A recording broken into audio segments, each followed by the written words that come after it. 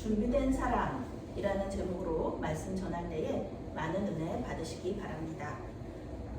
오늘의 핵심 주제는 하나님은 복음을 위해 우리를 부르시고 훈련시키신다입니다. 사도 바울은 이제 2차 전도 여행을 마치고요. 안디옥으로 돌아가서 1년 정도를 다시 이렇게 쉼하고 또 다른 이렇게 선교 사역 준비를 한 다음에 3차 전도 여행을 시작합니다.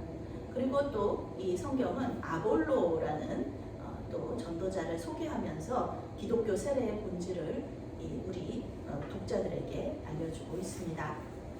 바울은 2차 전도 여행을 마치고 안디옥으로 돌아가는데요. 그때 브리스길라와 아굴라 부부도 에베소까지 바울과 동행합니다. 이게 신기해요. 에베소에서 아볼로를 만나게 되거든요. 브리스길라와 아굴라가 안디옥까지 가는 것도 아니고 딱 에베소로 거기까지만 바울과 동행하는 거죠. 여기 하나님의 엄청난 섭리가 이 안에 들어있는 겁니다. 바울은 갱그레아에서 배를 타기 전에 서원을 마치고 또 머리를 깎습니다. 나시린의 서원을 마치는 것인데요. 학자들은 이때 이제 고린도 교회 사역에 대한 감사로 이 나시린 서원을 이행한다 이렇게 이야기를 하고 있습니다. 성경은 그거에 대해서 자세하게 얘기해 주지는 않으니까요. 바울은 복음에 대한 열정으로 가면서 다시 이렇게 안디옥 교회, 파송 교회로 돌아가면서 계속 복음을 전하면서 돌아가요. 그 중에서도 이제 중간 기착지인 에베소에서 복음을 전합니다. 에베소는 지금의 터키, 이즈미르 지역입니다. 지금은 무슬림들이 많지만 사도 바울이 이렇게 전도 여행을 할 때에는 그 교회를 다 세워가면서 이렇게 그 고향으로 안디옥 교회로 돌아갔던 것이죠.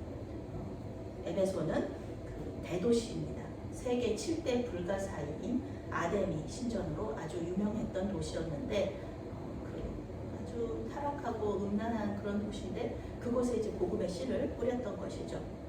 그러니까 이 복음의 씨를 뿌리고서는 가만히 또 사도 바울은 이제 돌아가야 되니까 안디옥 교회로 파송 교회로 이제 돌아갔다가 다시 나와야 되니까 이때 브리스길라와 아굴라 부부를 이 에베소에서 사역하도록 남겨두고 자신은 안디옥으로 귀환합니다.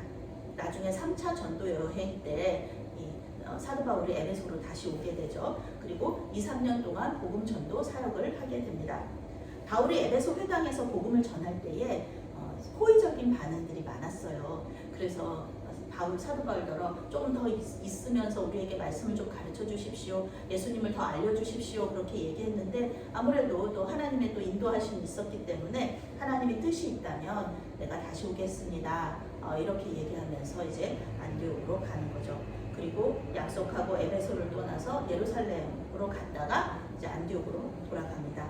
이것으로 인해서 이것으로 바울의 2차 전도 여행이 끝이 나는 것입니다. 누가는 바울의 3차 전도 여행의 시작을 알리면서요. 아볼로를 소개하고 있습니다. 24절부터 28절 말씀 함께 읽습니다. 알렉산드리아에서 난 아볼로라 하는 유대인이 에베소에 이르니 이 사람은 언변이 좋고 성경에 능통한 자라. 그가 일찍이 주의 도를 배워 열심으로 예수에 관한 것을 자세히 말하며 가르치나 요한의 세례만 알따르니라. 그가 회당에서 담대히 말하기 시작하거늘 브리스길라와 아굴라가 듣고 데려다가 하나님의 도를 더 정확하게 풀어 이르더라. 아볼로가 아가야로 건너가고자 하므로 형제들이 그를 격려하며 제자들에게 편지를 써 영접하라였더니 그가 감에 은혜로 말미암아 믿은 자들에게 많은 유익을 주니 이는 성경으로서 예수는 그리스도라고 증언하여 공중 앞에서 힘있게 유대인의 말을 이긴미로라. 아멘. 이 아볼로의 이야기를 이 사도행전에서 얘기하고 있는데 혹시 누가 생각나지 않으시나요? 비슷한 전도자가 있잖아요. 아볼로와 비슷한 전도자. 누굽니까? 네, 사도 바울입니다. 사도 바울처럼 이 아볼로가 굉장히 이렇게 탁월한 구약학자인 거예요. 알렉산드리아 출신입니다. 이 아볼로는 로마 제국 제2의 수도죠. 알렉산더 대왕이 이 알렉산드리아 도시를 건설하고요. 수도로 삼았어요. 이집트의 북쪽에 있는 도시인데 아주 아름다운 지중해와 면하고 있는 아름다운 도시입니다. 지금은 이집트의 제2의 수도처럼 되어 있죠. 원래 카이로가 이집트의 첫 번째 수도지니까요. 그런데 알렉산드리아에는 아주 그때 당시에 그 아주 학문이 발달했던 유명한 그 많은 자료들을 가지고 있었던 알렉산드리아 도서관이 있었습니다. 물론 이제 나중에 내전이 발발하면서 다 타서 자료들이 모두 소실되었지만 그 중에서 제일 이렇게 중요한 성경이 아직까지도 그 알렉산드리아에서 그 구약 성경을 헬라어로 번역하거든요. 그 성경은 아직까지 남아 있습니다. 그만큼 알렉산드리아가 아주 학문이 발달한 그런 도시였고, 그리고 큰 유대인 공동체가 있었어요. 디아스포라 공동체가 있었습니다. 이 알렉산드리아의 출신의 그 학자가 바로 아볼로였던 거죠. 성경은 아볼로가 어떻게 예수님을 믿게 됐는지 몰라요. 예수님을 알게 됐는지 몰라요. 그런데 그리고 또 어떻게 또 에베소로 와 있는지 몰라요. 이것은 하나님께서 인도하신 것이죠. 제가 이제 그 월요일부터 수요일까지 영성 수련회를 갔다 왔는데요. 기도 수련회를 갔다 왔는데, 영성에서는 이 성령의 인도하심을 자석 같다고 얘기를 해요. 끌어당기는 힘이라는 거죠. 그래서 하나님께서 에베소로 끌어당기신 거죠. 브리스길라와 아굴라도 끌어당기시고 에베소에 또 이 그 아볼로도 끌어당기셔서 서로 만나게 하신 겁니다. 성경은 이 아볼로에게 언변이 좋고 성경에 능통한 자라고 이야기하고 있습니다. 사도 바울을 이방인의 사도로 이렇게 준비시키고 부르셨듯이 아볼로 또한 하나님께서 이 탁월한 구약학자를 이 에베소로 또 부르셨던 거죠. 언변이 좋다라는 말은 원어로 학식이 있다, 교양이 있다라는 뜻이에요. 이게 많이 배운 사람이라는 뜻이죠. 알렉산드리아에는 헬라인에게만이 아니라 아주 유대인에게도 학문의 중심지입니다.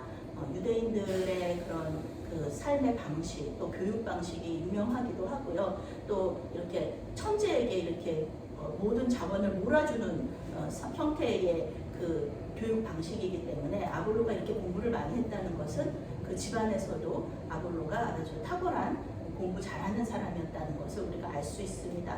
그런데 이 사람이 또 예수님에 대해서 듣고 복음에 대해서 열정이 있었던 거예요. 그래서 예수님을 전하고 싶은데 어떻게 방법이 없는 그런 상황이었는데, 이때 하나님께서 에베소로 아볼로를 부르시고, 그리고 또 브리스길라와 아굴라를 부르시면서 딱 만나게 하시는 거죠. 아볼로는 철학과 구약 성경에 대한 아주 지식과 이해력을 가지고 있었습니다. 사도 바울도 그렇잖아요. 구약을 이렇게 토대로 해가지고 예수 그리스도로 쫙 풀잖아요. 구약에서 이런 사람, 이런 얘기, 이 말씀이 바로 예수 그리스도의 메시아 되심을 증명하는 것이다, 증언하는 것이다 그러면서 구약의 말씀을 착착착착 풀어서 예수 그리스도로 딱 이렇게 결론을 내는 그런 설교를 많이 하시는데, 이 아볼로도 충분히 그럴 만한 가능성이 있는 그런 학자였던 것이죠. 그런데 이 아볼로에게 한 가지 부족한 점이 있었어요. 무엇이냐면은 예수님에 대해서 잘 몰라요. 예수님을 가르치려는 열정도 많고 구약에 대한 학식도 많은데 딱 이 예수님에 대해서 잘 몰라요. 요한의 세례만 알았다. 사도행전에서 이 얘기 많이 하잖아요. 요한의 세례만 안다. 요한의 세례가 무엇입니까? 회개를 촉구하는, 회개하라, 그러는 세례예요. 그런데 용서해 주세요, 하나님 용서해 주세요, 회개, 하나님 저는 삶을 변화받고 싶습니다, 이렇게 한다고 해가지고 그게 뭐 손바닥도 마주쳐야 소리가 나는 거잖아요. 우리가 용서해 달라고 기도하면 하나님께서 그래, 나를 믿는 믿음을 보고 내가 용서해 주마, 이렇게 돼야 되는 건데, 이 요한의 세례는 딱 용서해 주세요까지 있으니까 이게 뭐 완성되는 부분이 아니거든요. 그래서 이것을 하나님께서 그 아볼로를 통하여서 또 하나님께서 많은 일들을 하시려고 하는데, 정작 요한의 세례밖에 모르니까 예수님의 세례, 성령의 세례를 알게 하기 위해서 에베소로 부르신 것입니다. 요한의 세례는 회개의 세례, 예수 그리스도의 세례는 성령 세례, 용서의 세례입니다. 예수님에 대해서 부분적으로 알고 있어서요, 이 지식의 한계를 이 아볼로가 넘을 수가 없는 거예요. 혼자 힘으로는 할 수가 없다. 그래서 아볼로를 도와줄 사람이 있어야 되는데, 그때 아볼로를 누가 돕느냐 하면은 브리스길라와 아굴라가 돕게 됩니다. 브리스길라와 아굴라는 사도 바울로부터 이렇게 교육을 잘 받았잖아요. 그래서 가르쳐 줄 수 있는 것이죠. 에베소 회당에서 브리스길라와 아굴라 부부를 만났고 그들에게 하나님의 도를 배웠다. 성경이 얘기하고 있습니다. 복음의 핵심 예수 그리스도, 그분의 부활과 죽음에 대해서 그 의미를 알게 되고요. 구약 성경을 더 잘 이해하게 됩니다. 그런 경험들을 하잖아요. 저도 이번에 수련회 가서 그런 경험들을 했는데 모든 것들이, 모든 자료들, 모든 정보들이 착착착착착 정리가 되는 느낌. 그 아볼로가 생각했던 것, 아볼로가 지금까지 배워왔던 것이 예수 그리스도라는 이 토대 위에 착착착착 정리가 되는 겁니다. 그러니까 구약 성경을 가지고 논리적으로 예수 그리스도를 증언할 수 있는, 증거할 수 있는 그런 준비가 딱 되는 겁니다. 에베소에서 훈련을 받은 아볼로는 아가야로 가서 복음을 전하게 되었고 믿는 자들에게 큰 유익을 주게 됩니다. 예수가 그리스도라는 증언을 가지고 유대인과 변론하게 되잖아요. 유대인들은 지금도 예수님을 안 믿잖아요. 메시아를 지금도 기다리고 있단 말이에요. 그러면서 이렇게 계속 이렇게 논리 대결을 하는데 이 아볼로는 이 논리 대결에서 지지 않죠. 왜냐하면 자기가 가지고 있는 지식에다가 또 예수 그리스도에 대한 믿음까지 합쳐져서 누구도 이 아볼로를 이렇게 지적으로 논리적으로 이길 수가 없는 그런 상태가 된 거죠. 구약 성경을 근거로 논리에서 이기는 겁니다.